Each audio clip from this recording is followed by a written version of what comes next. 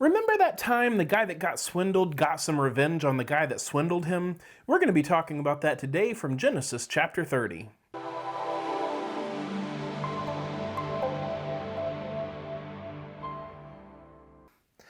Hey guys, and welcome back to God's Word Made Simple by Simple Servant Ministries. My name is Aaron Hawk, and if this is your first time visiting with us, I just want to say welcome and thank you for joining us today. God's Word Made Simple is an online discipleship ministry dedicated to taking God's Word and making it simple. We want to help you understand God's Word, apply it to your life, and grow in your relationship with the Lord. Also, if you appreciate this ministry and content, at some point, make sure you hit that subscribe button and turn that bell notification to all so you don't miss any future videos. We would love to have you as part of our family. Okay guys, so we are continuing the saga. If you haven't caught it, at least catch from chapter 29 verse 1. There's a few videos to catch up on. Make sure you catch those videos so that you can understand what is going on here. But where we're coming into the story is Jacob is going to get a little bit of revenge on Laban, who got over on him and caused him all kinds of headaches. So we're going to get started in chapter 30 verse 25. Now it came about when Rachel had borne Joseph that Jacob said to Laban, "Send me away that I may go to my own place and to my own country." So he didn't intend to stay here forever. He's ready to go home. He's got functionally 4 wives now and a whole bunch of kids. We don't know what other wealth he may or may not have had at this point, but he's ready to go back home now. His purpose in coming there was to get a wife, right? All right, so anyway, verse 26.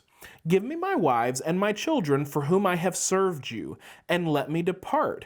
For you yourself know my service which I have rendered to you." So in other words, hey, I've worked for you, and in fact, you swindled me. I did it anyway. I have paid my debt. It's time to go. And again, it would have been normal during this time for people to ask leave, not just to take off, but to ask leave, because this is kind of a subordinate sort of relationship. So, maybe not exactly, but it functioned that way. So anyway, verse 27, "But Laban said to him, If now it pleases you, stay with me. I have divined that the Lord has blessed me on your account." Well, yeah, duh.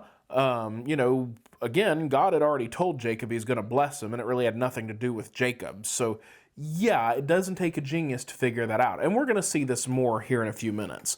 But again, this is Laban trying to play the part, right? He's still trying to be a bit of a swindler. Verse 28, he continued, "Name me your wages, and I will give it." So remember last time in chapter 29, verse 15, the last time Laban said, "Hey, name your wage," Jacob got swindled. So Jacob's not going to fall for it again here. So verse 28, Laban, continued, "Name me your wages and I will give it." And so, Jacob's not going to fall for this one again. But he said to him, you yourself know how I have served you, and how your cattle have fared with me. For you had little before I came, and it has increased to a multitude, and the Lord has blessed you wherever I turned. So he's kind of calling into account, you had a couple of flocks when I got here, which was an okay amount, but it wasn't considered overly wealthy either. So now obviously things have gotten better. So Jacob's calling this into account because now he's setting up Laban. All right. "But now, when shall I provide for my own household also?" So in other words, hey, God has been blessing me and you have received the benefit for that. When is it my turn to receive some of the blessing from God that God has blessed me, right? God is blessing because of me, so hey, it's my turn, right? All right. Verse 31, "So he said, What shall I give you?" Now he's falling into Jacob's trap. And Jacob said, and this is also God who allowed this to be set up. We'll get into that later. "And Jacob said, You shall not give me anything." Laban's going, ooh, I like the sound of that. "If you will do this one thing for me," I knew there was a catch, "I will again pasture and keep your flock. Let me pass through your entire flock today, removing from there every speckled and spotted sheep, and every black one among the lambs, and the spotted and speckled among the goats, and such shall be my wages." So in other words, the animals that would have been considered inferior, right? The idea was to have pure looking animals, right? Either a typically solid white coat, right? But any of the spotted, speckled, mottled, whatever, right? Any blemish that is found in them. In other words, give me the rejects, the things that you wouldn't value, and you keep all the good stuff, because after all, God blessing me is how you got that stuff anyway, so just give me the leftovers, basically.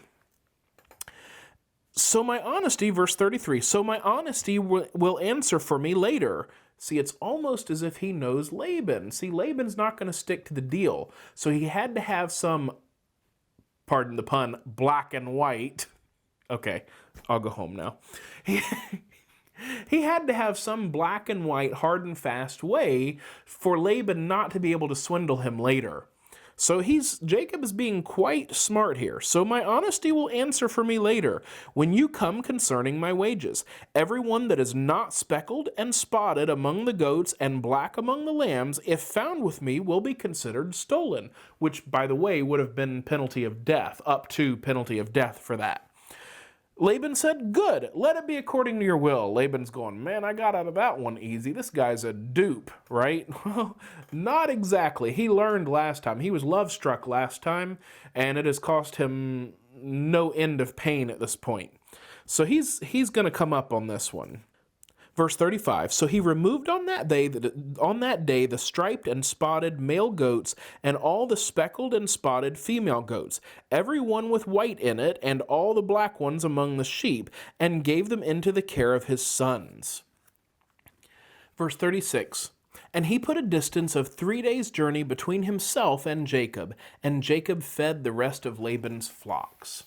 Now, we will see next time in verse 37 through the end of the chapter kind of what becomes of this. But essentially, they are starting to have a parting of ways, but Jacob is about to get one over on Laban, and Laban doesn't see it coming, but you notice he even separated himself by a few days. So he knew enough to know that Jacob was up to something, but it was too good a deal to pass up. Little advice there for you.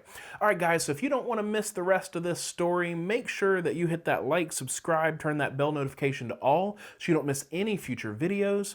If you want to support this ministry, the two best ways to do that, first would be to share this video on your social media platforms, as well as any other videos that you appreciate from this ministry.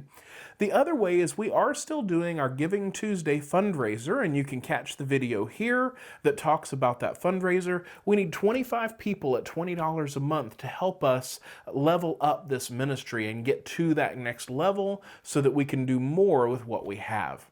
All right, guys, that's it for today. Thank you very much, and God bless.